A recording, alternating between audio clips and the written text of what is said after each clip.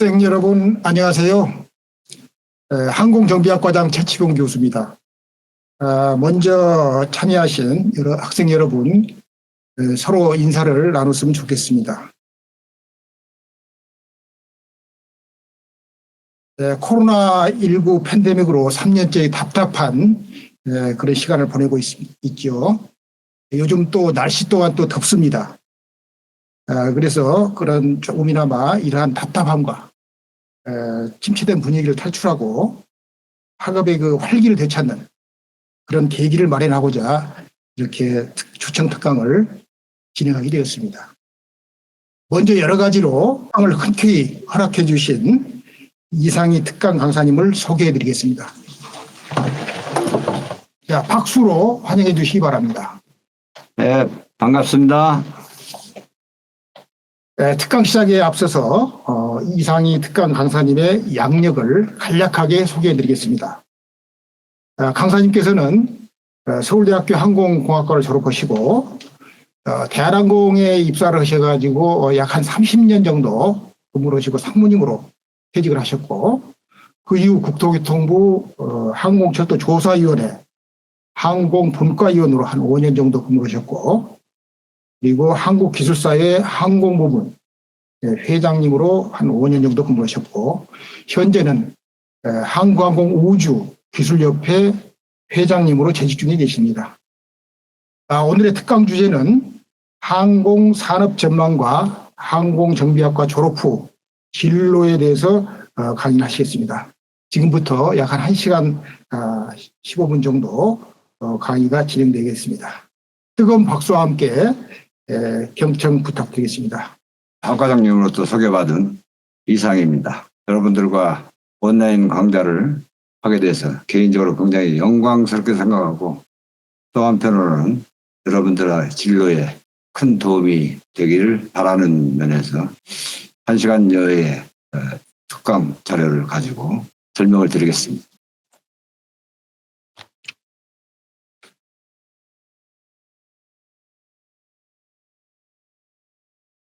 자, 그러면은 조금 전에 학과장께서 말씀하신 바와 같이 최근에 2년이 지난 코비드-19인 코로나 바이러스로 인해서 우리들 모두들이 마이크를 쓰고 지내고 있습니다. 하루도 빨리 그런 마이크를 벗는 시기가 곧 다가오기를 여러분들과 함께 기대하면서, 한편으로 그것이 우리들의 일반 생활에서 얼마나 큰 영향을 주고 있는지도 한번 생각해 보도록 하겠습니다. 우리가 지금 마스크를 쓰지 않으면 대중교통을 이용할 때도 꼭 죄 지은 사람 같이 신경을 쓰이게 되고, 그러면서 이 마스크가 우리들의 일상생활에서 혹은 코로나 바이러스에서 얼마만큼 영향을 받는지를 스스로도 의문시할 때도 많이 있습니다. 그러나 이것은 한 가지 새로운 제도적인 장치로 전 세계적으로 이런 것을 의무화했을 때 우리는 그것을 적극적으로 참여해야 하는 의무가 있습니다. 이러한 제도적인 장치가 개인적인 시각에 따라서 도저히 이해될 수 없는 그러한 제도적인 장치가 될 수도 있지만, 그것은 다수를 위한 안전장치로 우리가 약간의 개인적인 불편이 있다 하더라도 참여할 의무가 있다고 생각이 됩니다. 특히 이 항공정비계통의 많은 제도적인 장치는 그러한 항공운송이라는 특성의 안정성을 따져서 사고를 예방하기 위한 여러 가지 조치가 제도화되어 있습니다.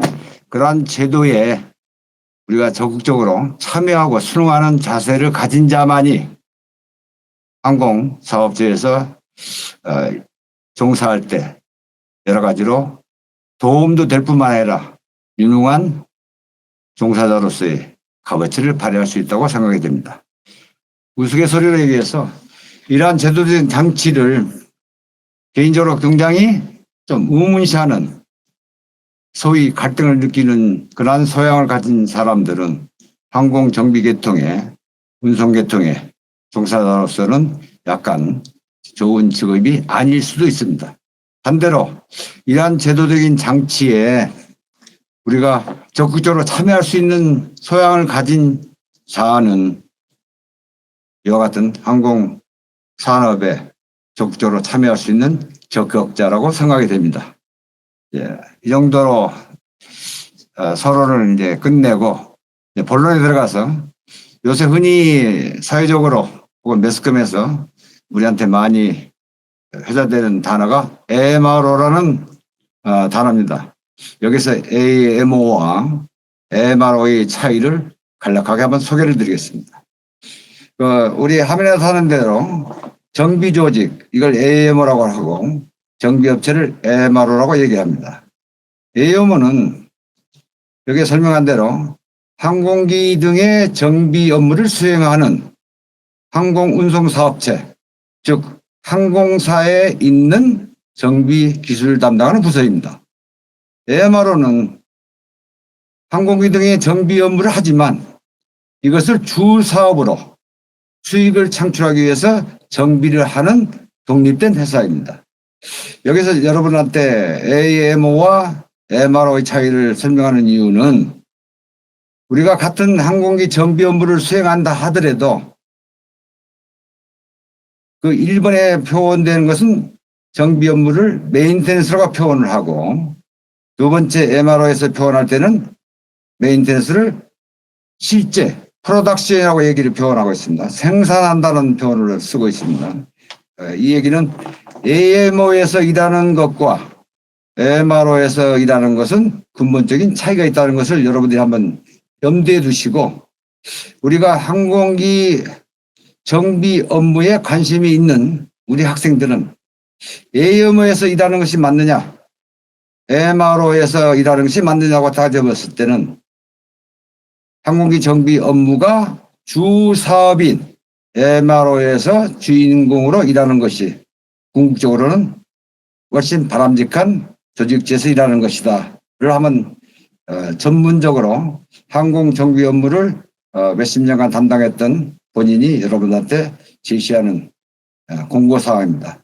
굳이 항공기 정비사 자격증을 취득하고 나서 우리는 꼭 항공사에 가서 정비 업무를 해야겠다는 시각은 굉장히 폐쇄적이고 작은 시각에서 생각하는 방식이다. 다시 한번 강조합니다. 우리는 항공기 정비 업무를 우리의 주 업무로 수익을 창출하는 MRO가 궁극적인 정비 업무를 담당하는 사람들의 목표가 되어야 한다는 것을 한번 강조해서 드립니다. 이 항공 업무 중에 정비 업무라고 하는 것은 여기에 우리 항공안전법 제2조 정의에 따르면 이렇게 표현되어 있습니다.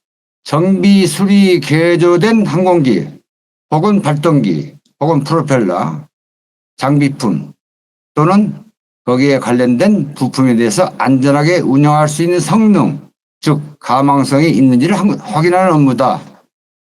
이 얘기 잘 보시면 그 마지막 줄에 뭐라고 되어 있냐면 성능이 있는지를 확인하는 업무라고 그랬습니다. 이 얘기는 작업을 하라는 업무가 아니고 작업한 항공기의 성능이 안전하게 운영할 수 있는 성능을 발휘할 수 있는지 이것을 확인하는 업무라는 표현입니다. 이걸 이제 전문적으로 표현하면 우리가 흔히 얘기하는 페이퍼워크 어느 작업사항에 대한 기록을 최종으로 안전하다고 확인하는 업무를 수행하는 자가 우리 항공법상에서 정비 업무의 정의라는 것을 다시 한번 강조해서 말씀드립니다. 그래서 항공기에 엔진을 띄고 붙이는 사람은 일반적으로 신체 건장한 남자 혹은 여자이면 됩니다. 그렇지만 그 장착된 엔진이 제대로 성능을 내는지를 확인하는 행위를 하는 사람이 항공 업무에서 정비 업무로 정의된 내용이다. 를 여러분한테 다시 한번 인식시키고자 합니다. 자, 그 다음에 이제 항공기 정비업이라는 건 뭐냐? 타인의 수요에 맞춰서 다음 아래에 있는 업무를 수행하는 것을 정비업이라 했을 때 항공기, 발동기, 프로펠러 장비품 또는 부품을 정비, 수리도록 개조하는 업무.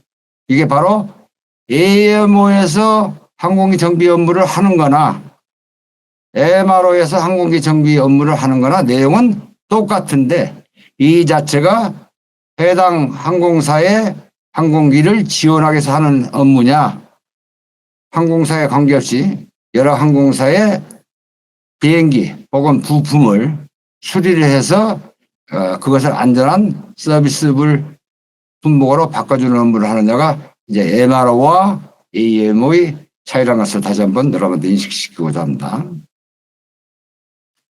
자, 항공기 정비업자. 현재 우리나라에서는 국토교통부 장관에게 항공기 정비업을 등록한 자라고 이게 정의되어 있습니다.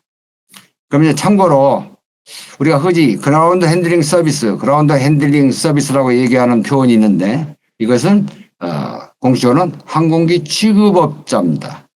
그래서 이 타인의 수요에 맞춘다는 얘기는 항공사의 요구에 따라서 혹은 자가용 항공기를 가지고 있는 사람의 개인적 요구에 맞춰서 그 해당 항공기에 급유를 한다든지 화물을 싣거나 내린다든지 이러한 업무를 하는 사람을 우리가 흔히 얘기해서 그라운드 핸들링 서비스라고 얘기를 하고 이걸 우리가 지상 조업 업무를 하는 자라고 얘기를 하고 있습니다.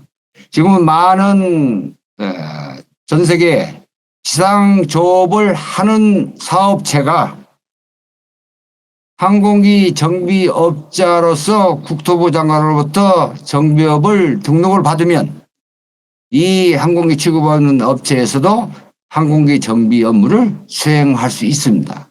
그래서 일부 우리나라에서도 지상 조업하는 업체로 시작을 해서 지금 항공기 정비업까지 진출한 업체가 몇 곳이 있습니다. 여기서 이제 이걸 여러분한테 말씀드리는 이유는 여러분이 항공기 정비 자격증을 취득한 이후에 왜 우리의 많은 젊은이들이 굳이 항공사라는 타이틀에 너무 관심을 많이 갖는 것 같아서 이 자리를 빌려서 내가 여러분한테 재상 강조합니다. 항공기의 기본 업무는 조금 첫 줄에서 설명했던 AMO와 MRO 사이에서 지금은 전 세계적인 추세가 MRO 사업으로 넘어가고 있다는 말씀을 드립니다. 자, 여러분이 알고 계시겠지만 항공기 자격 증명은 지금 이제 우리가 비행기와 헬리콥터로 크게 양분되어 있습니다. 그래서 항공정비사 자격증을 취득을 했을 때 비행기에 관련된 자격증을 취득하면 비행기에 대한 업무를 수행하는 것이고 헬리콥터에 대한 자격증을 가져야만 헬리콥터에 대한 업무를 수행할 수 있습니다.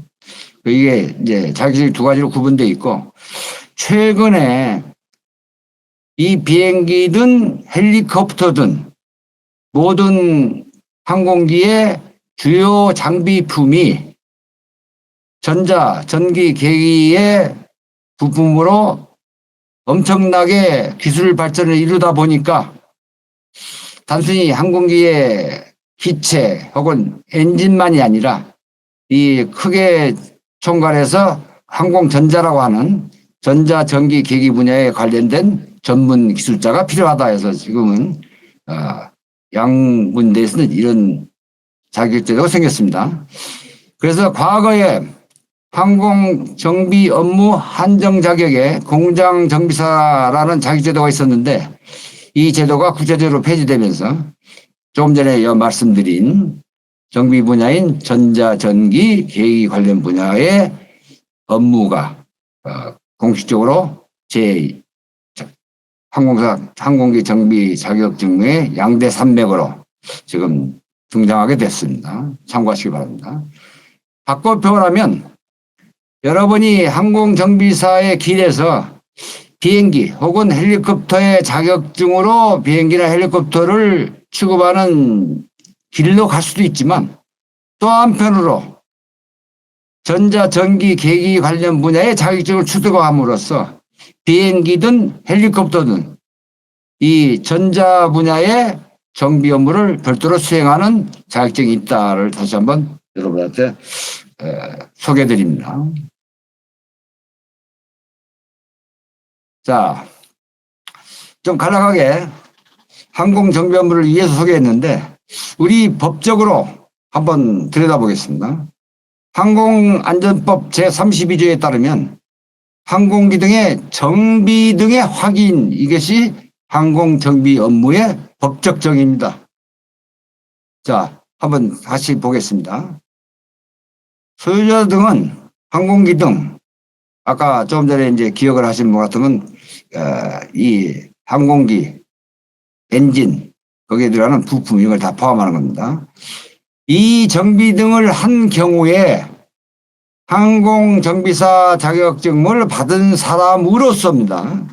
조금 전에 말씀드렸던 헬리콥터든 비행기든 혹은 전자전기 계기 자격증을 받은 사람이, 그 다음에 단서가 있습니다. 국토교통부령으로 정하는 자격을 조건을 갖춘 사람으로부터 항공기 안전성을 보장하는 가망성을 확인받지 아니하면 이를 운항 또는 항공기 등에 사용해서 아니 된다, 이렇게 되어 있습니다. 다시 말하면 비행기는 이 가망성을 확인받아야 비행을 가능한 것이고, 가망성을 확인받지 않은 엔진은 항공기 등에 장착할 수 없다는 얘기가 되는 겁니다. 그래서 여기에 지금 이걸 다시 한번 여러분들 강조하는 이유는 항공정비사 자격증을 받은 사람으로서 무조건 항공기 정비 업무를 수행하는 것이 아니라 한 단계 더 있다는 얘기입니다. 국토교통부령으로 정하는 자격 요건을 갖춘 사람이 이 정비 확인 업무를 수행한다는 얘기입니다. 그 다음에 이제 여러 가지 조금 참고로 추가로 언급하고자 하는 사항은, 가망성을 확인받기 곤란한 대한민국 외에 국외에서 어떻게 그러면 항공기 정비 확인을 해주느냐는 얘기입니다. 이게 법으로 이렇게 명시되어 있습니다. 국토교통부령으로 정하는 자격 요건을 갖춘 자가 가망성을 확인하는 경우다. 그래서 외국에서는 우리나라의 항공정비사 자격증을 받지 않은 사람이라 하더라도 국토교통부령으로 정하는 자격 요건을 갖춘 자가 있으면 그 사람이 대한민국 국적의 항공기를 정비 작업 확인을 해서 비행기를 비행하게, 즉 운항하게 할 수 있다는 얘기를 하는 겁니다. 그런데 이 얘기를 좀 바꿔서 표현하면 이런 얘기입니다. 그러면 외국의 비행기를, 이걸 바꿔서 표현하겠습니다. 가망성을 확인받기 곤란한 대한민국에서, 여러분 애국적 항공기가 대한민국 서울, 김포나 인천국제공항이나 김해공항에 도착했을 때는 누가 그러면 이 항공기 작업 행위를 확인해 주느냐라는 표현을 한번 역으로 한번 여러분 같이 생각해 봅시다. 그러면 예를 들어서 영국의 항공기가 우리 인천국제공항에 내렸는데 영국에서 인정하는 자격증을 가진 자가 없다고 가정했을 때, 그럼 여기에서 어떻게 항공기를 비행할 수 있는 정비 확인 행위를 해주느냐 할 경우를 바꿔 표현하면, 영국 정부가 인정하는 대한민국의 어떤 정비사가 그 영국 항공기의 정비 행위를 확인하고 비행을 시킬 수 있다는 얘기를 하고자 하는 겁니다. 그래서 이제 최근에 여러 곳에서 미국의 FAA 면장이나 이아사, 유럽연합에서 인정하는 이아사 자격증을 취득하기 위한 여러 가지 그 공개 모집 내지 광고가 많이 나오고 있습니다. FAA 면장을 따게 되면 미국 쪽 항공기의 정비사 자격증을 갖추는 것이고, 이아사의 자격증을 따면 유럽연합의 항공기들의 정비 작업을 한다는 얘기인데, 그러면 서울에서 혹은 우리나라의 김해 지역에서 미국적 항공기를 정비를 한다고 했을 경우에 미국의 FAA 자격증이나 유럽연합의 이아사 자격증을 가진 자가 가망사를 확인하는 것이 아니고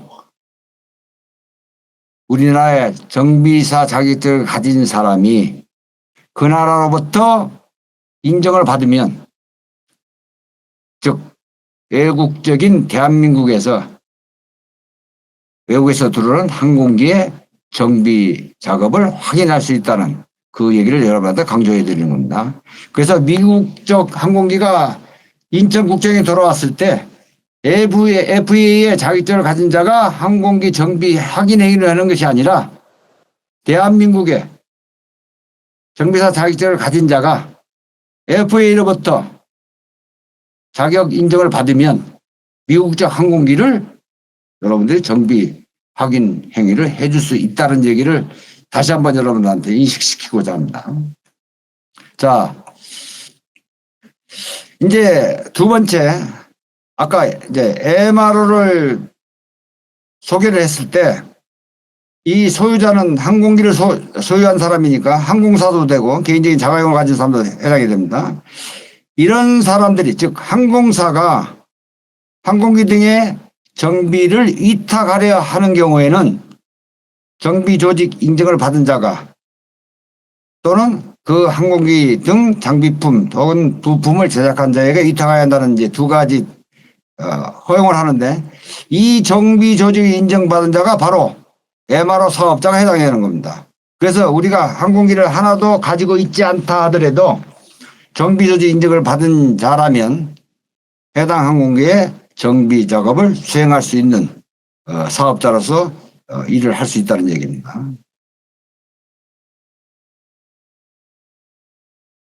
자, 조금 전에 말씀드렸던 항공기 등의 정비 등을 확인하는 사람, 아까 줄이 서 있으면서 국토교통부령으로 정하는 자격 요건을 갖춘 사람 이렇게 얘기했을 때, 그걸 좀 세부적으로 보면 항공운송 사업자, 즉 항공사에 소속된 사람이,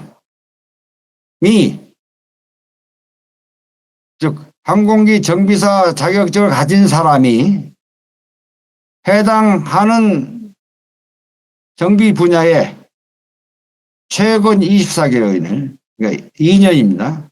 2년 안에 6개월 이상의 정비 경험이 있는 사람만 정비 확인을 할 수 있는 자격증을 준다는 얘기입니다. 즉 정비사 자격증을 가진 사람이 무조건 정비 등을 확인하는 사람이 되는 게 아니라 최근 관련 분야에서 2년 안에 6개월 이상의 정비 경험이 있는 사람만이 해당이 된다. 그럼 바꿔 표현하면 무슨 얘기냐? 그 정비사 자격증을 가지고 있었다 하더라도 최근 24개월 동안에 항공기 해당 분야의 정비 분야에서 종사를 하지 않았으면 그 사람은 정비 등을 확인할 수 없다는 얘기입니다. 두 번째, 우리가 보다 이제 관심을 가지고 봐야 할 사람이 이겁니다. 정비 조직 인증을 받은 항공기 정비업자, 아까 항공기 정비업에 등록된 사람입니다. 이게 MRO 사업체라고 여러분 생각하시면 됩니다. 이 사람들의 조직에서도 마찬가지로 동일한 정비 분야에 최근 24개월 이내에 6개월 이상의 정비 경험이 있는 사람만이 항공기의 정비 등을 확인하는 사람으로 국가에서 인정한다, 이런 얘기입니다. 그래서 이제 우리로 따지면 우리가 정비 업무를 수행하는 사람으로서 정비사 자격증만 가지고 정비 등을 확인하는 사람으로서 인정받으려면 해당 분야에서 최근 24개월 이내에 6개월 이상의 정비 경험이 있는 자여야 한다, 이런 얘기입니다. 이제 좀 쉽게 표현하면, 만약에 내가 자동차 운전면허가 있지만 자동차를 한 2년 동안 한 번도 몰아보지 않았다고 한다면 그 사람은 자동차를 운전하지 말라는 말과 좀 유사한 표현을 여러분 이해해 줬으면 좋겠습니다. 이제 세 번째, 이런 단서가 있는 건데, 이건 무슨 얘기냐면, 신규 항공기가 들어온다고 가정합시다. 그러면 그 항공기에 1번이든 2번이든 최근 24일 이내에 6개월 이상의 정규 경험이 있을 수가 없죠. 그래서 이런 경우에 특별하게 제작사가 정한 교육 기준에 따라서 교육을 이수한 사람은 국토부 장관이 혹은 지방항공청장이 승인을 해서 그 신규 항공기에 대해서 별도로 정비 경험에 관계없이 인정하겠다는 제도적인 장치입니다. 여러분들이 그건 개인적으로 충분히 이해가 간다고 생각해야겠죠. 새로 들어온 비행기는 어디에도 충분한 정비 경험을 가진 자가 없을 테니까 그 해당 항공기에 대한 정비 확인 행위를 별도로 인정하는 제도입니다.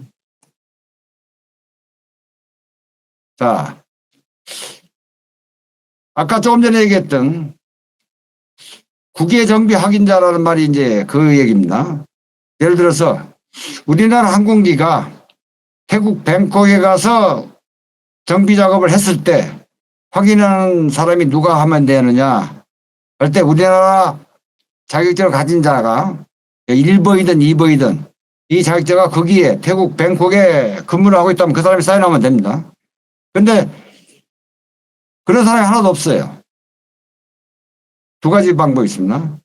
과거에 한동안은 대한민국 항공사들이 해외에서 정비 작업 확인을 하기 위해서 자기 직원을 파견해서 현지에서 근무하게 했습니다. 그것을 흔히 주재정비사라는 표현이라는로 이제 얘기가 됐던 건데, 그래서 주재정비사 이렇게 얘기를 했었습니다.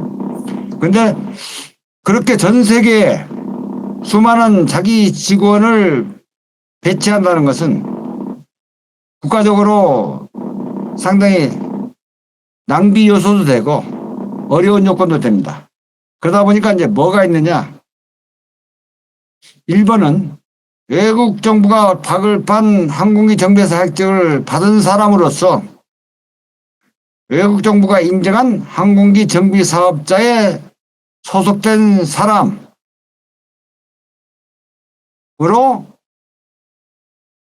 우리가 즉 우리나라에서 충분히 인정받을 수 있는 항공정비사 자격증을 받은 사람과 동등하거나 그 이상의 능력이 있는 사람으로 인정한다 이거죠.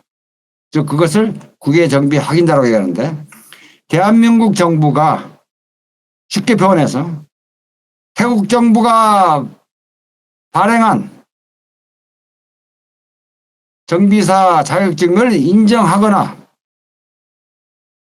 태국에 있는 MRO 사업체, 즉 정비사업체가 충분히 그중에 몇 사람을 우리나라에서 인정하는 항공정비사 자격증을 받은 사람과 동등하거나 그 이상의 능력이 있는 사람으로 인정해주면 태국에 있는 MRO 업체의 항공기 정비사가 대한민국 비행기가 태국 뱅콕에 내렸을 때 정비 작업 확인 행위를 해줄 수 있다는 얘기가 됩니다. 이걸 바꿔서 표현해서 미국 정부의 비행기가 유나이티드 에어라인이 인천국제공항에 내렸을 때 대한민국의 항공정비사 자격증을 받은 사람이 미국 정부로부터 인정받은 대한민국의 MRO 사업체의 사람으로 지정을 했을 때 그 MRO 사업체가 미국 정부의 항공기를 정비해 줄 수 있다는 얘기입니다. 그래서 지금은 전 세계적인 추세가 뭐냐? 자국의, 즉 자기 나라의 정비사를 해외에 파견하지 않고 해외에 있는 정비 업체들로 하여금 우리 항공기의 정비 확인 행위를 하도록 하는 국제적인 추세로 지금은 우리가 흔히 얘기하는 과거에 항공사가 파견하는 주재정비사 숫자가 급격히 없어졌습니다. 그것을 여러분들 충분히 이해하시기 바랍니다. 그래서 이제 예를 들면 상당히 오래전까지는 대한항공에서 전 세계적으로 이 정비 확인 행위를 위해서 매년 100명 이상의 정비사를 해외에 파견해서 현지에서 근무를 시켰었는데 지금은 아주 국소수의 사람만 해외에 나가 있습니다. 예를 들어서 아프리카에 우리 한국에 가야 하는데 그 아프리카에 있는 그 국가나 도시에 정비 수지 경장이 취약하다고 한다면 대한민국 정부가 이걸 인정을 안 하면 어떻게 해요? 우리나라 항공사에서 적절한 자격증을 가진 사람을 그 지역에 파견해서 항공기의 정비자가 확인을 해야 한다는 얘기입니다. 자, 이제 좀 두 번째로 들어가서 도대체 그러면 전 세계적으로 MRO 사업체가 좀 몇 개나 되고 그중에 큰 업체가 몇 개나 있느냐를 한번 같이 검토해 보도록 하겠습니다. 지금 이제 2020년도의 자료를 보시면 세계 지도를 놓고 같이 보겠습니다. 오른쪽에 파란 색깔로 되어 있는 23.92가 230억 불을 얘기합니다. 단위는 빌리언 달러니까 230억 불입니다.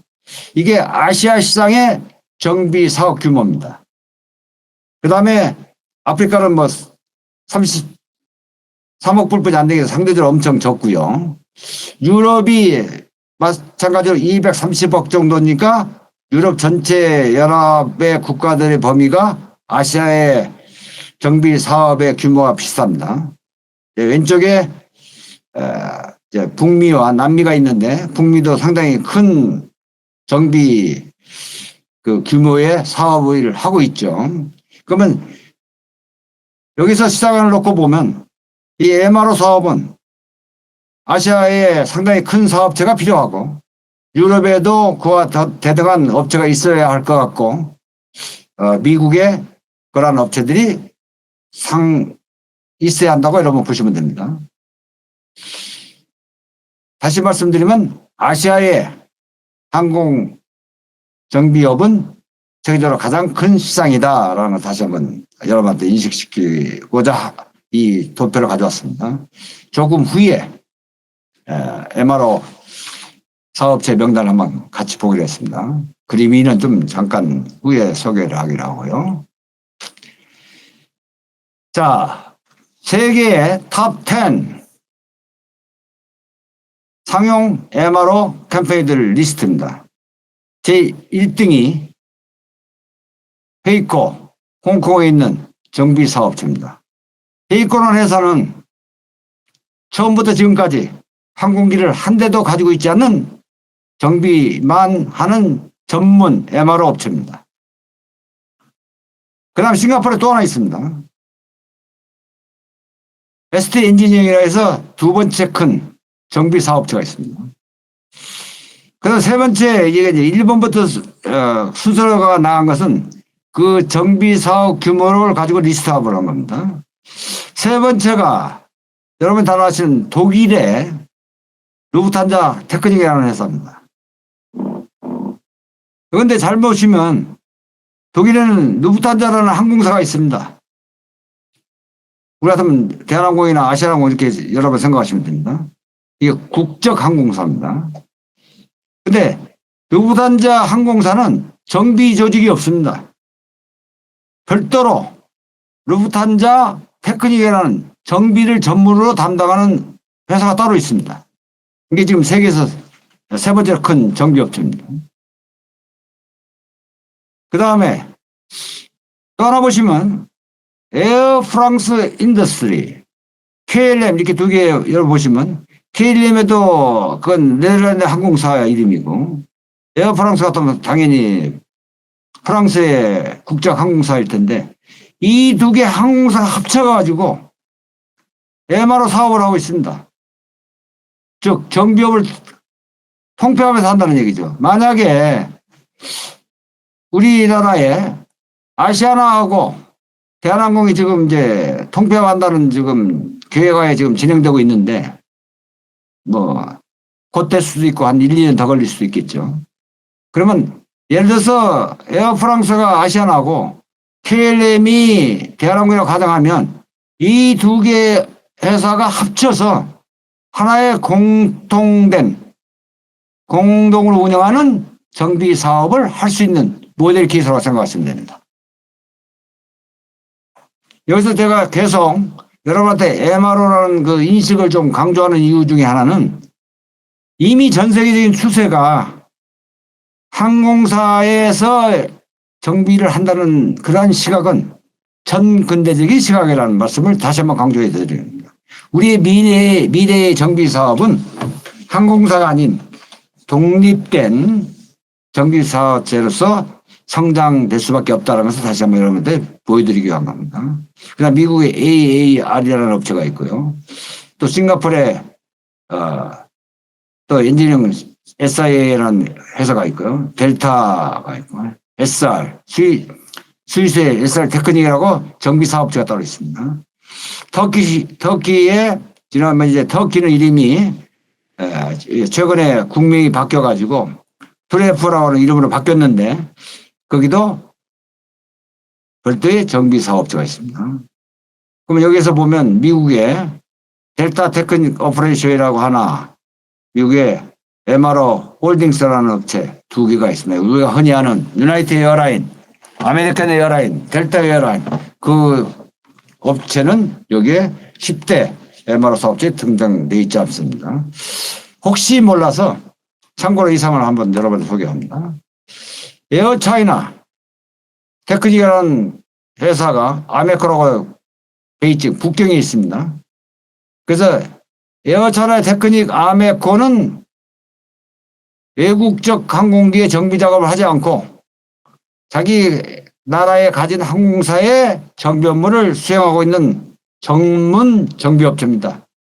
근데 중국의 자체 시장만 보면 여기 10대 정비업체 중에서 적어도 두 번째 정도 될 정도로 큰 규모의 정비업을 하고 있다는 것을 간접적으로 여러분한테 다시 한번 제시해 드립니다. 자, 그러면 또 전 그림으로 들어와서 이제 최근에 우리가 코비드-19로 인해 가지고 그 팬데믹 이후에 많은 항공 사업체들이 위축되어 있는데 그럼 앞으로 향후 항공 사업 전망이 어떻게 되겠느냐, 우리들이 상당히 관심사가 될 수밖에 없겠죠. 이게 22년도 전반기 자료입니다. 2020년도 즉 코비드-19가 2019년 연말에 이제 중국에서도 시작해가지고 전 세계로 퍼지면서 급속도로 20년도 초부터 항공 운송 사업체가 급격하게 사업의 규모가 떨어졌죠. 사람들의 이동이 확 줄었기 때문에 이 상태에서 이 21년도입니다. 이게 22년도 이제 시작하는 겁니다. 21년 전반기입니다. 점차 이 파란 색깔의 그래프는 전 세계의 항공 이동 규모를 지금 소개하고 있고, 빨간 것은 국내선 쪽만 집계를 한 겁니다. 이건 국제선을 포함한 것이고요. 그래서 아직까지 전 세계적인 국제선의 항공 운송 업체들의 사업 규모는 2019년 말, 즉 코로나 바이러스 팬데믹 현상이 시작되기 직전보다 현재까지 약 2년 동안에 50% 정도의 규모뿐이 더 이상 진전이 없습니다. 이제 국내에서 좀 한 80% 정도니까 많이 회복이 됐죠. 그래서 지금 전 세계 추세로는 22년도가 이제 출발하면서 과거에 2020년 초보다 50% 정도 지금 회복이 된 겁니다. 이것을 떨어졌다고 보지 마시고 여러분들이 유심히 보시겠거든. 이게 급격하게 항공 운송 사업이 위축됐다가 20년 이제 6월 전이죠. 이게 지금 1, 2, 3, 3월 정도에서 아주 급격하게 이게 얼어붙었는데 이때로부터 조금씩 증가하는 추세에서 지금 50%까지 도달했다는 얘기입니다. 국내선은 빼고 얘기하겠습니다. 그러면 이 22년도 이제 지금 6월, 지금 7월 하반기로 들어서고 있을 때 이것이 22년도 말에 70% 올라갈 것이냐, 80% 올라갈 것이냐, 이건 상당히 궁금한 사항이죠. 근데 지금 전 세계적인 그 주요 업체들의 전망은 좀 아쉽게도 23년도 말 될 정도 가야 이 100% 정도 선으로 돌아올 거 아니냐라고 지금 전망하고 있습니다. 그래서 여러분들은 현재 이제 이런 항공사업 전망을 이제 같이 놓고 보게 되면 여러분들이 아직 학생이라는 신분을 가지고 있을 때는 충분한 시간이 있다. 앞으로 한 1년 후 정도 되면 과거에 항공 사업이 흥성할 때와 비슷한 수준으로 올라갈 것이다. 여기는 한 가지 숨은 게 있습니다. 지금 이렇게 이제 항공 산업이 위축되면서 비행을 못하다 보니까 여기에 수많은 항공 종사자, 조종사, 정비사 이런 사람들을 포함했습니다. 이 사람들 거의 2년 동안 일을 안 했습니다. 그럼 두 가지 있죠. 최근 2년간 일을 하지 않으면 아까 첫 시간에 얘기한 겁니다. 항공 정비 행위를 법적으로 못하게 됐다. 그러면 이 사람들이 항공사를 많이 떠났습니다. 조종사, 정비사들 마찬가지 포함합니다. 근데 또 2년이라는 세월이 흘렀기 때문에 아까 이제 항공산업이 다시 좀 보다 활성화될 것을 23년도 말로 여러분들 가정한다면 이 2, 3년 동안에 조종사든 정비사든 많은 사람들이 이직을 할 수밖에 없었죠. 또 하나 2년 내지 3년이 흐르면서 나이도 같이 먹게 됩니다. 그래서 상당히 고령자인 조종사나 정비사는 비록 항공산업이 향후 1년 후에 회복된다 하더라도 어쩔 수 없이 항공산업계에서 퇴출될 수밖에 없습니다. 두 가지죠. 경력으로 계속 유지하는 자기 업무 분야에 종사를 못하니까 저절로 자격을 상실하거나 어쩔 수 없이 나이를 먹어서 2년 내지 3년이 지나다 보니까 그 사람들은 어쩔 수 없이 항공산업계에서 퇴출될 수밖에 없는 사람이 많아집니다. 이건 반대로 말씀드리면 무슨 얘기냐. 이 2020년대 초에 있었던 모든 항공 종사자의 숫자가 그대로 유지되고 있지 않다는 얘기죠. 그래서 지금 많은 항공사를 포함해서 항공 제작사도 마찬가지입니다만 새로운 신규 정비사나 조종사를 지금부터 열심히 양성해야만이 곧 올 1, 2년 후에 올 항공산업이 다시 회복됐을 때 그 적절한 수요 공급이 이루어지지 않겠느냐 이렇게 우려 내지 전망을 하고 있습니다. 그래서 여러분들은 현재 항공산업이 이만큼 위축돼서 많은 사람들이 놀고 있거나 혹은 휴무 혹은 신규 직원이 뽑히지 않았다고 여러분 걱정할 필요 없습니다. 앞으로 1년 안에 엄청난 항공 종사자 즉 정비사와 조종사의 수요가 폭발적으로 요구되는 시기가 곧 도래할 걸로 여러분들이 믿고 전망하셔도 좋습니다.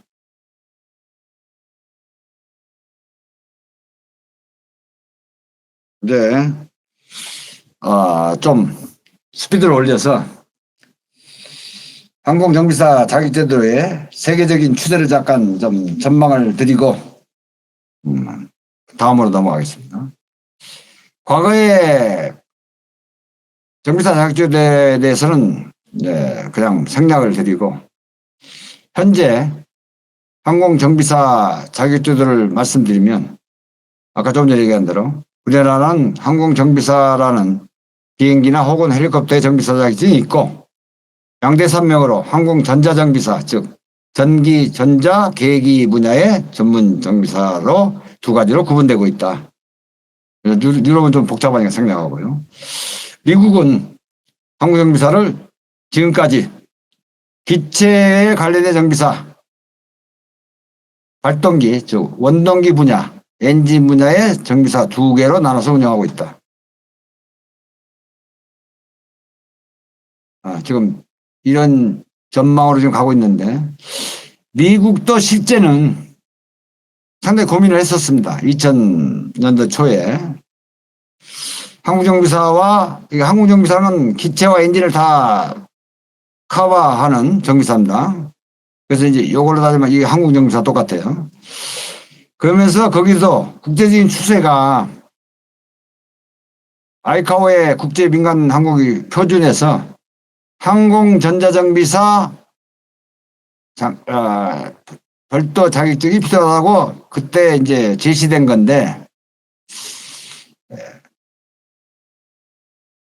미국에서 그 국제적인 기준이 제시됐을 때 여기서 상당히 많은 고민을 했었습니다.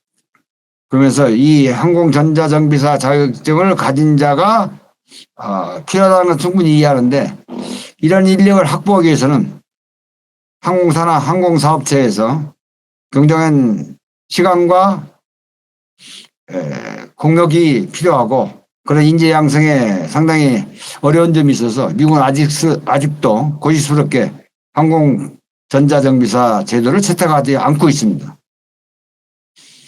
잠깐 여기 좀 외라가 나와 있는데요. 국제민간항공기구에서는 이 항공정비사와 항공전자정비사의 자격증만 유지하고요. 공장정비사나 형식 한정은 없앴습니다. 참고로 좀 이 제시물이 좀 미스가 돼서 죄송합니다. 그래서 현재는 국제민간항공기구는 우리나라의 자격증과 똑같이 항공정비사와 항공전자정비사 두 제도만 있는 걸로 국제표준화가 나왔습니다. 그러니까 우리나라는 기본적으로는 국제표준인 아이카오의 자격제도를 그대로 지금 따르고 있습니다. 이건 다시 한번 강조합니다. 이 차트에서 공장정비사 형식 한정은 다 삭제됐다는 얘기예요. 이건 생략드리고. 자, 소재를 좀 바꿔가지고 내 타이틀을 이렇게 이제 뽑았는데, 왜 영어가 필수적인가? 풀로 읽어보면, 왜 영어 언어가 에비에이션 인더스트리, 항공산업에서 필수적인가? 우리들은 초등학교에 대해서부터 중고등학교 모든 산업 분야에서 영어 중요성이 너무너무 강조되고 있습니다. 실제 우리는 한글만 사용해서 생활을 하고 있는데도 불구하고요. 그런데 여러분들, 항공 분야에서 에비에이션 인더스트리에서 여러분들이 일을 하실 생각을 가지고 계시거나 여기에서 충분히 능력이 인정받는 기술자가 되기 위해서는 아쉽게도 영어가 필수입니다. 여러분들이 기계만 다루는 항공기 정비 업무를 다루는데 왜 영어가 필요하냐, 기술자가 라고 생각할 수 있는데, 그게 근거를 하나 제시하겠습니다. 우리 항공안전법, 항공법이죠. 그 제1조 목조를 보면 이렇게 써 있습니다. 이 법은 국제민간항공협약 및 같은 협약의 부속서에서 채택된 표준과 공고되는 방식에 따라 이렇게 됐습니다. 그 아래는 읽어볼 필요도 없습니다. 즉, 우리 항공안전법의 제1 목적은 국제민간항공협약 및 같은 협약의 부속서에서 채택된 표준과 공고화되는 방식에 따라서 운영하겠다는 얘기입니다. 이게 바꿔 표현하면 이런 이야기입니다. 국제민간항공협약 아이카오 안엑스 1에서 19까지 있는 스탠다드 앤드 리커멘디드 프랙티스, 이걸 샵스 이렇게 줄여서 얘기합니다. 스탠다드, 표준, 리커멘디드 프랙티스, 공고되는 방식입니다. 그래서 아이카 국제민간항공기구에서 안엑스 1에서부터 19까지를 만들어냈습니다. 보자 좀 보시겠습니다. 이건 생략드리고.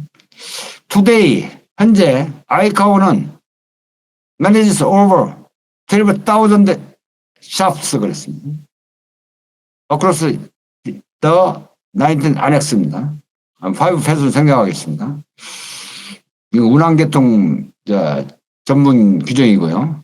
19개의 부속소에 무려 12,000개 이상의 뭐예요? 표준과 공고되는 방식을 제한하고 있습니다. 이걸 따르겠다는 얘기예요, 지금. 우리 항공안전법의 제1주 목적은. 그래서 이 12,000개의 SARPS가 우리한테는 법 이상으로 중요합니다. 만약에 우리나라 항공안전법이 이것을 위반한 법규가 있다면 여러분들은 내가 항공기를 운항하거나 정비하면서 요 규정을 따랐습니다. 이러면서 아이카오 규정을 따랐다 이 말입니다. 근데 항공안전법에 따라 가지고 우리 국토부가 잘못했다고 여러분들한테 처벌하거나 벌금을 때리면 여러분 이것을 준수했을 때 백전백승입니다. 우리나라의 항공안전법이 더 우선이 아니라 이게 더 우선이라는 얘기죠. 무슨 얘기냐? 제1조에 이걸 따르겠다고 했는데 2조, 3조, 4조가 이걸 따르지 않았어요. 그건 법규의 모순입니다. 자기들이 잘못한 거예요. 그래서 항공안전법 5조에 이렇게 돼 있는데 하고 처벌해봤자 야 항공안전법 5조에 있는 것이 아이카오에서 나는 12,000개의 표준과 공고 방식에서 안 맞더라. 그럼 여러분들이 죄송하면 국토부가 잘못했습니다. 저희가 법 예를 들어서 5조 그 항목을 고치겠습니다라고 사과하게 됩니다. 이건 바꿔서 말씀드리면 뭐냐? 아까 조금 전에 얘기했다. 좀 아쉽지만 항공산업체에서 왜 영어가 필수인가를 간접적으로 제시하는 겁니다. 우리 항공안전법이 한글로 되어 있는 우리 국내의 모든 항공사업체와 항공종사자한테 해당되는 법규이지만 법규 제1조에 이렇게 명시되어 있는 규정에 의해서 이 12,000개의 스탠다드 and recommended practice 표준과 공고되는 방식이 더 우선시되는 모법이라는 얘기입니다. 그러면 이제 한번 예를 들어보겠습니다. 항공안전법에 이제 별표 이게 18에 뭐가 되냐면 은항 승무원의 최대 그 승무 시간이 나와 있습니다. 그러면 기장 8시간이라고 되어 있어요. 그럼 승무 시간이 뭔가? 그러면 보시겠습니다. 승무 시간. 이제 가로치고 프라이트 타임이라고 되어 있습니다. 비행기의 경우 이륙을 목적으로 비행기가 추출 움직이기 시작한 때부터 비행이 종료되어 최종적으로 비행기가 정지한 때까지 총 시간이다. 이렇게 되어 있습니다. 승무 시간이. 그 다음 비행 근무 시간. 듀티 피어리입니다. 운항 승무원이 여기 잘 보시면 운항 승무원이라고 이제 표현되어 있습니다. 한 개 또는 연속해서 2개 구간 이상의 비행이 포함된 때 근무 시작을 보고한 때부터 마지막 비행이 종료되어 항공기가 발동기 정지될 때까지 총 시간을 말한다. 그럼 이제 이것은 무슨 얘기냐면 서울에서 김포공항에 출발해가지고 부산에 가서 손님 내리고 다시 태우고 제주 가서 손님 타고 내리고 다시 서울에 왔을 때 이게 이제 총 비행 근무 시간 따질 때 나오는 개념입니다.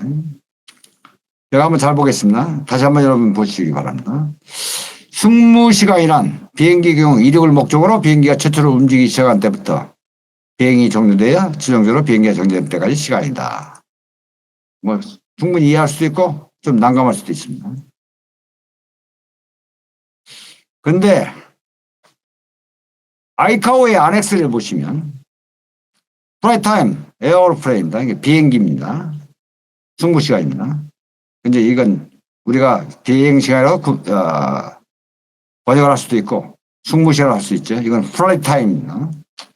이제 아까 도표에서는 승무 시간으로 이걸 쓰고 있죠. The total time from the moment an airplane first moves.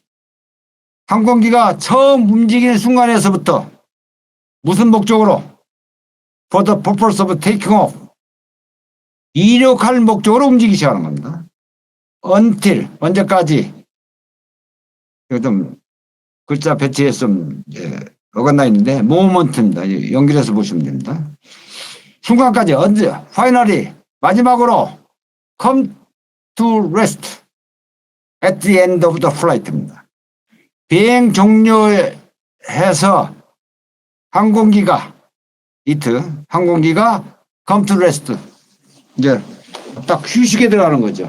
그 순간까지 이 항공기가 작동된 시간을 flight time이라고 한다는 얘기입니다. 그러면 이제 무슨 얘기가 돼요? 아까는 비행기가 조금 전에 한번 다시 보겠습니다. 비행기가 이륙을 목적으로 비행기가 최초로 움직이기 시작한답니다. 그러면 이론적으로 아까 좀 아래에 있는 그것과 번역으로 충분히 만족할 수 있습니다. 그런데 다시 한번 보세요. 이륙을 목적으로 처음 움직이기 시작했을 때부터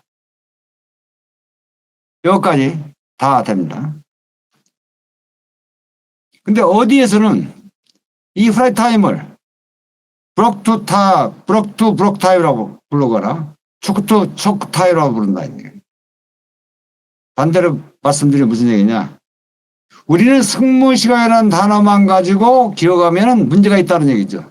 왜? 우리의 지금 현재 항공산업 시장은 대한민국만 있는 게 아니라 전 세계적으로 일일 사각관에서 수많은 국가나 지역을 운영하고 있습니다. 그럴 때 여러분은 승무시간으로 얘기를 하면 다른 사람들이 이해를 못할 수도 있어요. 그때는 플라이트 타임으로 이해를 못할 때는 브록 투 브록 타임하고 얘기해서 그 사람이 이해할 수 있을 것이고 어떤 곳에서는 초크 투 초크 타임이라고 얘기해서 이해할 수 있다는 얘기입니다.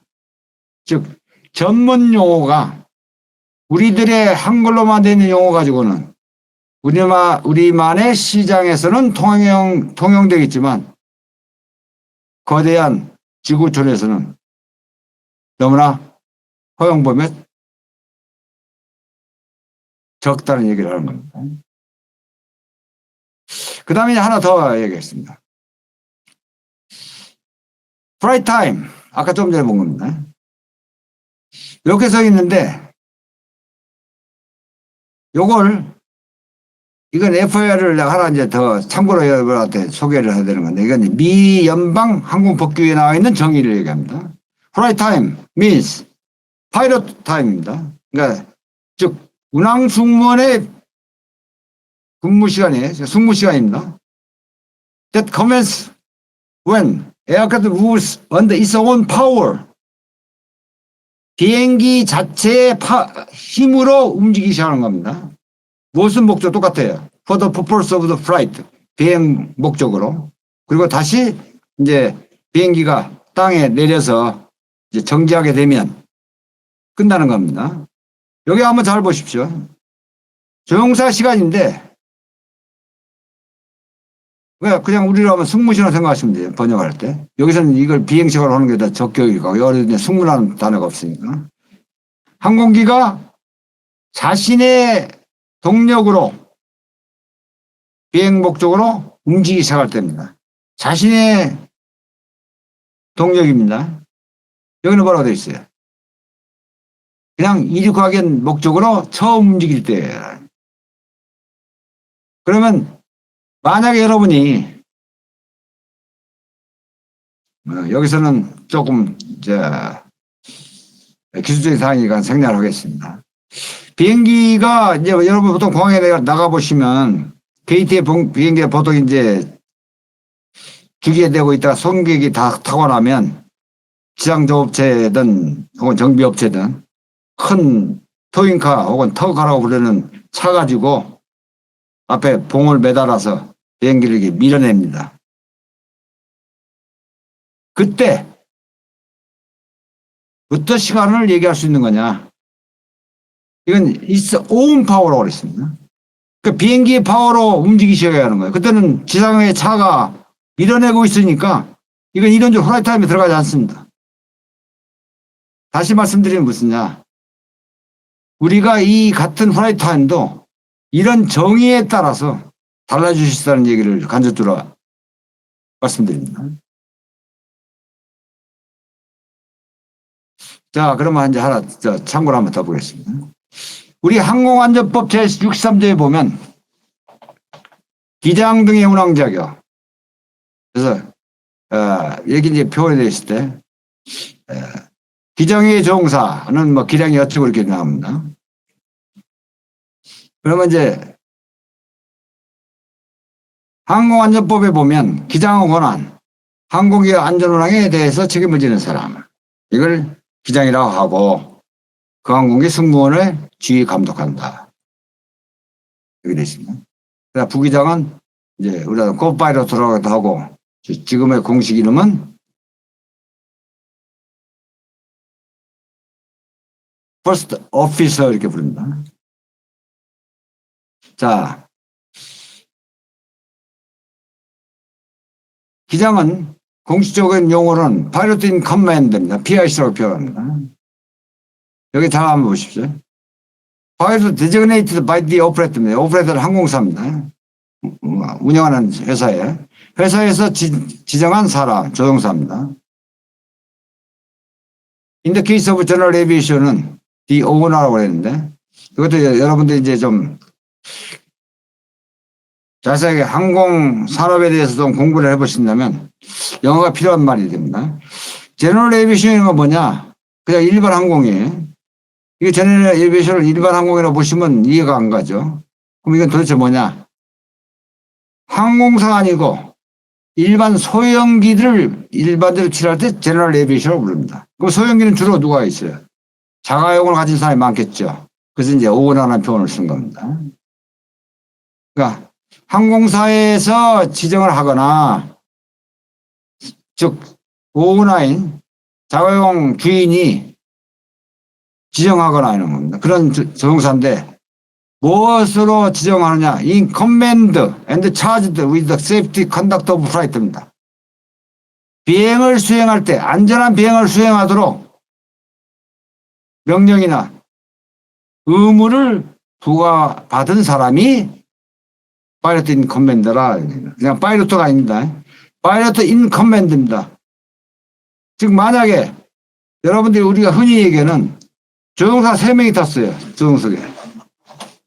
그 누가 기장입니까? 제일 높은 사람? 혹은 중간 사람?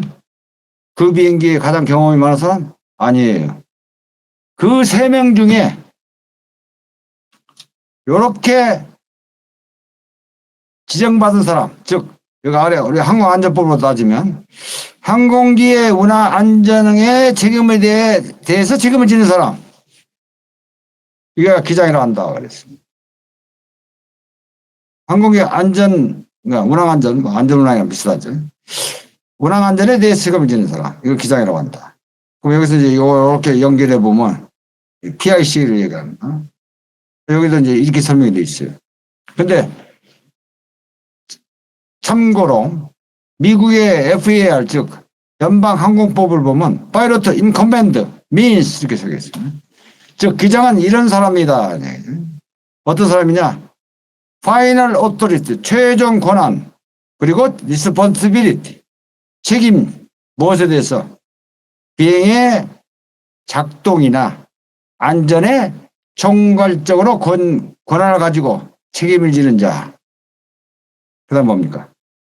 이게 여러분 특이한 얘기예요. Has been designated as pilot in command before or during the flight입니다. 비행하기 전이든 비행하는 동안에 pilot in command 기장으로 designated 지정된 자.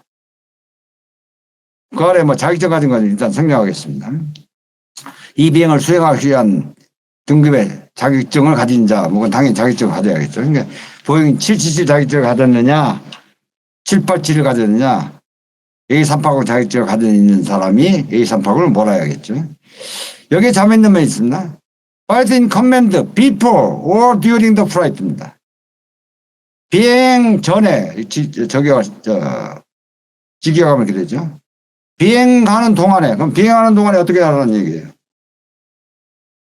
우리 이제 아까 조금 전에 봤던 기장의 그 승무 시간 혹은 이제 우리 같은 비행 시간이 법으로 현재 8시간으로 규정되어 있습니다. 8시간 이상 계속해서 비행에 책임자로 일을 하지 말라는 얘기죠. 근데 우리 비행기가 12시간을 날아요. 중간에 쉬지 않고. 그러면 처음에 지정된 기장이 8시간 되면 어떻게 돼요? 그 이상 기장 자리를 앉으면 안 됩니다. 그래서 비행 중에 공중에서 산업을 바꿔요. 이게 뭐예요? During the flight입니다. 근데 사공이 많으면 배가 산으로 간다는 옛날 속담이 있죠. 기장이 2명이 탔어요. 그러면 비행 중에 서로 싸울 수 있죠. 네가 맞니 내가 맞니. 나도 책임 있고 너도 책임이다. 그래서 절대 조종사가 예를 들면 2명이든 3명이 탔을 때 딱 한 사람만 기장입니다. 그래서 중간에 기장이 서로 예를 들면 기장을 바꿔주면 두 번째 기장이 된 사람이 기장이고 처음 기장으로 서울서부터 출발했던 구간의 기장은 부기장으로 내려갑니다. 혹은 그냥 조종사로 내려와요. 그러니까 그 사람은 일절 발언권이 없습니다. 그래서 모든 비행 중에 최종 권한과 책임이 있는 자는 딱 한 명이라는 얘기입니다. 그게 PIC입니다. 근데 여기 어디에 있어요? 여기는 항공기의 운항 안전에 대해 책임을 지는 사람, 이하 기장. 이게 우리 항공법의 정의입니다. 그럼 여기에 항공기 운항 안전에 대해서 책임을 지는 사람, 오케이, 기장이에요. 그 사람이 항공기의 전 승무원을 지휘 감독합니다. 여기에는 기장이 중간에 10시간을 비행을 하든 20시간을 비행을 하든 그런 거에 대해서 아무 고려가 되어 있지 않아요. 이건 무엇을 말씀드리고자 하는 거냐면 우리의 항공법은 아까 조금 전에 얘기한 대로 일조 목적에 의해서 국제 기준에 따른다고 했지만 우리는 상대적으로 경험이 적다. 그래서 국제 기준에 있는 법규나 우리보다 훨씬 많은 항공기를 가진 미국에서 매일매일 겪고 있는 경험과 문제점에 의한 제도적인 장치의 개선이 누가 더 합리적으로 빠르게 적용하고 있겠느냐라는 면에서 항공산업은 절대적으로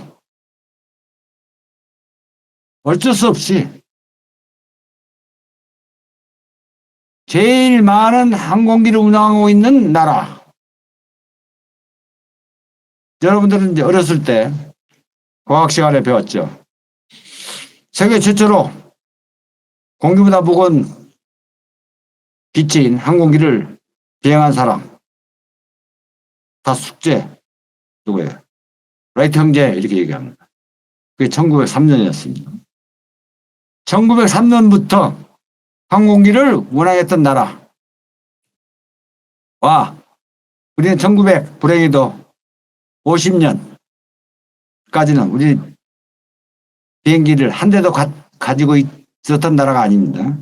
우리는 1950년 되면서 이제 우리의 공군이라는 제도가 생기기 시작했는데 그러면 그냥 줄 잡아도 한 50년의 격차가 있는 항공 역사를 가지고 있습니다. 우리나라는 지금 대한항공이 한 170대의 항공기를 가지고 있는데 미국의 유나이티드 에어라인은 700대의 비행기를 가지고 있습니다. 한 항공사가. 우리나라 전체 항공기가 한 300대 된다고 가정했을 때 미국의 한 항공사의 비행기 숫자보다 적습니다. 이건 바꿔 변화 무슨 얘기냐. 그들이 매일매일 겪는 여러 가지 문제점이나 안전 관련된 사건이든 사고가 우리는 1년에 한 번, 2년에 한 번 발생하지 않을지 모를 정도로 확률상 훨씬 횟수가 적다는 얘기죠. 여러분이 흔히 아는 필요는 발명의 어머니라고 얘기합니다. 뭔가 운영을 하다가 문제가 생기면 당연히 제도적인 보완 조치가 필요하게 되죠.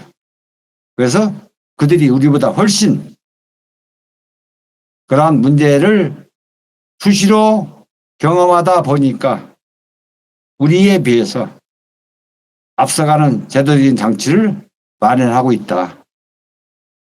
우리는 열심히 창조하기 위해서는 시간이 많이 필요한데 굳이 창조할 필요가 뭐 있느냐. 그들은 이미 과거에 경험한 것인데 라는 산업 세계가 항공산업계다. 우리들한테 여러분들한테 열심히 공부하라는 얘기는 머리를 쓰라는 얘기는 아쉽게도 항공산업계에서는 필요 없습니다.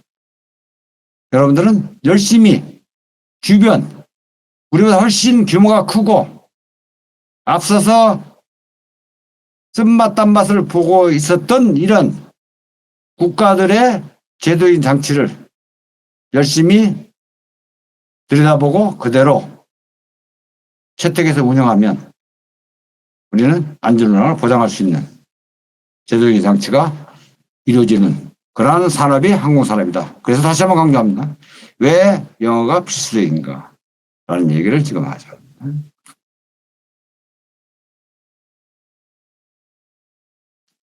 자, 여기 한번 보겠습니다. 꽃파이로트. 아까 내가 퍼스트 오피서 그랬습니다. licensed pilot serving in any piloting capacity or other than as pilot in command. 기장 아닌 사람으로 조종 능력을 가진 자입니다. 조종사 자격증은 당연히 필요하겠죠. 자동차 자격증인가. 보잉 747을 운영한다면 코파이로트도 당연히 747 조종면허를 가지고 있어야 합니다. But 그러나 excluding입니다. 제외하는 겁니다. A pilot who is on board the aircraft for the sole purpose of receiving flight instruction. 요거 이제 좀 다른 얘기로 플라이트 비행 교육을 받기 위해서 혼자 타는 항공기에 탄 사람은 부기장을 하지 않습니다. 조종 훈련생 이렇게 표현하면. 근데 대한민국은 뭐라고 되어 있냐면 부기장을 뭐라고 표현하자. 기장 외 조종사 이렇게 얘기합니다. 참고로 하겠습니다. 자, 시간도 상당히 오래 지났고 좀 이게 이제 온라인 강좌이다 보니까 중간중간에 여러분들과 다른 에피소드 같은 걸 얘기할 수 있는 그런 시간이 공개적으로 배려할 수 없는 그런 아쉬운 점도 있으니까 그냥 딱딱하게 요점 정리식으로 좀들 온라인 강의를 하게 돼서 개인적으로 조금 아쉬운 점이 있습니다만 여하튼 전반적으로 이제 강조해서 말씀드리면 항공산업은 우리로서는 미래의 산업이지만 이미 선진화된 제도권의 큰 규모를 가진 시장에서는 과거의 사건이나 과거에 전하지 않을 수 있다. 현재일 수도 있다. 그러니까 우리는 우리의 미래를 볼 때 어떻게 될 것인가 여러 가지 걱정과 시행착오를 각오하면서 어떤 제도적인 장치에 대비하는 게 아니라 우리 주변에 보다 선진화된 제도를 운영하고 있는 영어의 서류를 보면 얼마든지 우리의 미래를 예측할 수 있는 쉬운 산업 분야다. 그런 걸 다시 한번 강조하면서 영어의 필수성을 여러분한테 좀 인식시키고자 합니다. 라스트로 종합해서 한번 여러분한테 말씀드리고 싶습니다. 우리 항공계통에 종사할 항공기술인들은 어떤 윤리를 가지고 있어야 하는 건가? 저희 항공우주기술협회에서 공모해서 마련한 윤리 강령을 짧게 한번 여기서 여러분 소개하고자 합니다. 항공기술인은 자신의 기술을 개인 소유가 아니라 공유하는 사람이어야 합니다. 즉, 짧게 줄이면 공동체 의식이 있어야 한다는 얘기죠. 나만 일 잘해가지고 안 된다는 얘기입니다. 내가 일을 잘해서 독립적으로 일하는 행위가 항공정비 업무에서는 굉장히 비극을 초래할 수 있다는 얘기입니다. 내가 얼마를 잘한다 하더라도 그 주변에서 같이 일하는 다른 사람이 잘못하게 되면 그건 비극적인 결과를 초래할 수 있다. 제가 처음에 좀 강조를 하지 않았습니다만 항공정비사의 가장 중요한 법적 업무가 뭐냐 할 때 남이 정비한 행위를 확인하는 행위입니다. 그 얘기는 바꿔보면 내가 일을 얼마큼 잘하느냐를 보는 게 아니라 남이 일한 것을 제대로 일했는지를 확인한다. 거기에는 작업자가 실수할 수 있는 항목을 제3자적으로 확인하는 사람이 찾아낼 수 있지 않느냐는 그 기본 철학이 깔려 있다는 얘기입니다. 반대로 내가 아무리 전문 그 계통에 10년, 20년의 경험을 했어도 그 작업을 내가 하고 나면 2년생이든 3년생이든 나보다 훨씬 후배가 법적으로는 확인 행위를 해줘야 그 작업이 끝난다는 얘기입니다. 그것이 바로 공동체 의식이 굉장히 강조되는 기술 분야가 항공 분야다.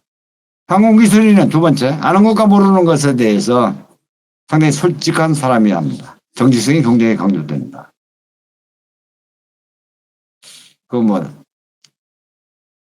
당연한 얘기 같으니까 여기서는 생략을 하고요. 항공기술인은 3차원 공간에 안주하는 사람이 아니라 공간을 지배하고자 하는 꿈을 지니는 사람이어야 한다. 미래의 지향성이라는 겁니다. 우리의 이 항공 산업에서는 여러분 20년, 30년 그 계통의 기술자로 종사해서 최고로 경험이 많은 베테랑이라는 그러한 칭호가 결코 통용되지 않는 산업 분야입니다. 지금 예를 들어서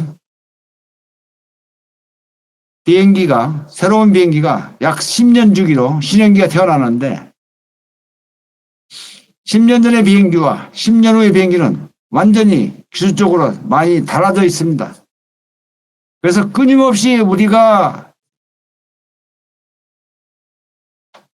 노력하고 그런 새로운 기술에 대해서 관심과 호기심을 갖지 않으면 우리는 금방 별 볼 일 없는 기술자로 전락하게 된다는 얘기입니다. 그러니까 이제 3번과 이제 4번은 같은 맥락인데, 그래서 우리의 진정한 기술인들은